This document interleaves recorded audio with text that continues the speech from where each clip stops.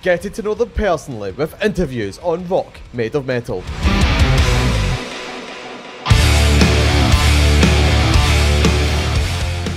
I'm Gavin from the Blackout, and I am one of the singers. Sweet. And you've just kind of released your latest EP, Wolves, just last about 2 weeks ago, a week and a half ago. A week and a half, yeah. Just kind of tell us a little bit about that, just for people listening. It's 5 songs of the best the Blackout have ever been. There you go. That's it. No, it's kind of like it's something that's born out of the last year and a half of frustration that we've had with everything in the world involving with music. We've like split with our label, split with our management, found ourselves in a I just swore. I'm sorry. I have to bleep that out. You're gonna have to make me do editing here, like. In a load of debt, and to be honest, it almost ended the band, and it took a lot of hard work and a lot of not being paid for a couple of months to kind of keep going. And Wolves was born from that frustration, really.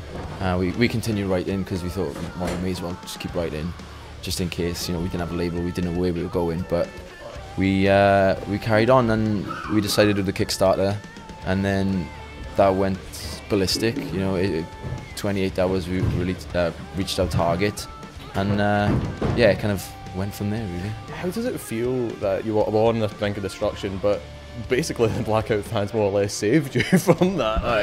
And it's not the first time they've done it either. It's like we 2 or 3 albums ago, Hope was a pledge again, because we found ourselves in exactly the same situation, and to the point where we didn't even know if we were going to bother with labels anymore, because it's just they just take. It feels like I'm bad-mouthing labels, but I'm not, because. Okay, how about we keep it to your experience with the labels that you've had then? Like, so talk about your experience. I realise that labels are a business at the end of the day, and as a band, we don't sell many CDs. We live shows we do well at, merch shows do well at.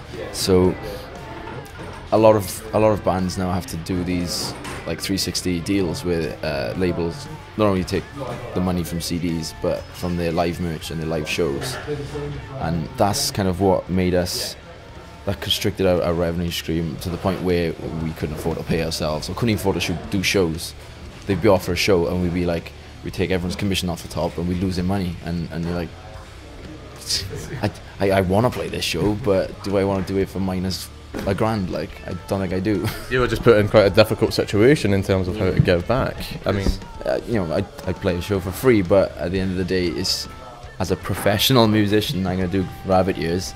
For those of you who are not watching, this is how I make my money. This is how I keep a roof over my head. This is how I feed my kid. So you need that money to survive, and the labels need that money to pay their employees and to keep the whole industry going.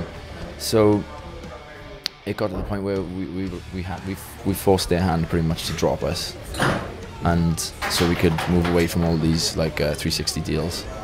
Well, I mean, but yeah, I can see why they need to do it, because no one buys CDs anymore. So. It's a tough industry. And it's, in fairness to all the labels we've ever had, they've had no input over our music at all. They've all been so artist friendly and so behind us, and so, like, from Fierce Panda to Epitaph to Cooking Vinyl, they've said, look, you do your thing and we'll do our thing. Sometimes. And sometimes. Yeah. And so we've been lucky enough to have full control over that kind of the side of that's important to us, is making the music. So in that respect, it's been no different with the CP. But the other things are like marketing and all those kind of businessy kind of decisions. We've had to kind of learn that side of the business quite quickly. It was a steep learning curve, which I'm still paying for right now. I can imagine. But even that idea of, though, like, you know, all of this stuff that you all of a sudden had to learn for this EP as well too. I mean, like, just, you know, just kind of describe that a little bit more for me as well too, when you're making this EP, to have that kind of full control, to have like more than you've ever known, you know what I mean, like to have that full control and to just be what you want. I mean, compared to even previous EPs and stuff like that. Like you're talking about how it was overwhelming at some point. Yeah, definitely. This, like I said, there's so many so many choices. Like there's a reason why labels take a cut of money for doing this thing for you.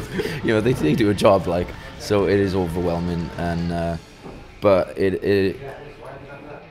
when it was released day out, people got it, and then they were like, I'm so happy with my CD, or I'm so happy with my download, with the music, and I love my new T-shirt. It was a very proud moment. It's like, you know. The last question I have is, because I've done research obviously for interviews and whatnot as well too, and did this one, and one thing that keeps coming up with this band is Jeremy Kyle. Like, what is your problem?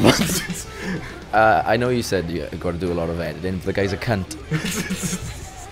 Like, why? Like the details on the seawall. He's subhuman scum, basically. Why? Nah, do you know what? My missus watched it all the time, right? And it's just aggression on TV all the time. You turn on and people are arguing on Big Brother, people are arguing on bloody Strictly Come Dancing, and you're just like, you don't want it in the morning first thing, and it's just people arguing, being exploited for their poor situations that they found themselves in, probably for faults of their own. But it's just shouting and shouting, and like my little kid's sat in his bouncer, I'm like, turn this off. He's just gonna, his first word's gonna be, where's my paternity test? Yeah, his first word will be paternity test. That's what it'll be. Hi, I'm Gavin from the Blackout, and you are watching Rock Made of Metal on YouTube, which you can subscribe down here and watch other videos here.